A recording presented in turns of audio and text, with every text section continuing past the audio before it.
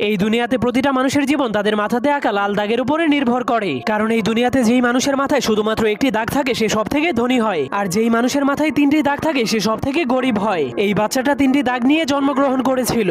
এরপর সে ধীরে ধীরে বড় হওয়ার পর সে দেখতে পায় তাকে শুধু গরিব মানুষের সাথেই থাকতে হয়, আর যাদের মাথায় দুইটি দাগ আছে তাদের গোলামি করতে হয়। এমনকি তাকে দুই দাগওয়ালা মানুষের জন্য সারাদিনই কাজ করতে হয়, যার ফলে দুই দাগওয়ালা মানুষের বাচ্চারা তাকে মারলেও সে কিছুই বলতে পারতো না। এজন্য সে একদিন লুকিয়ে লুকিয়ে তার কপালের একটা দাগকে মুছে ফেলে। এরপর কাউকে কিছু না বলেই লুকিয়ে লুকিয়ে দুই দাগওয়ালা মানুষের রুমের মধ্যে চলে যায়। কিন্তু সে ভিতরে যাওয়ার পর দেখতে পায় সব দুই দাগওয়ালা মানুষের এক দাগওয়ালা মানুষের একদমই চাকরের মতো সেবা করছে, যা দেখার পর সে অনেক অবাক হয়ে যায়। এরপর সে বুদ্ধি খাটিয়ে তার আরেকটা দাগকেও মুছে ফেলে। কিন্তু যখন দুই দাগওয়ালা মানুষেরা দেখতে পায় তার কপালে এক দাগ, তখন তারাও তার সেবা করতে শুরু করে দেয়। তখন সে জীবনের প্রথমবার এত সম্মান পেয়ে অনেক খুশি হয়ে যায়। কিন্তু তখনই হঠাৎ করে উপর থেকে একটা মেশিন চলে আসে। এরপর সকল এক দাগওয়ালা মানুষদেরকে টেনে টেনে উপরে নিয়ে যায়। এরপর সেই মেশিন তাদের মাংসগুলোকে কেটে কেটে তিন দাগওয়ালা মানুষদেরকে খাওয়ার জন্য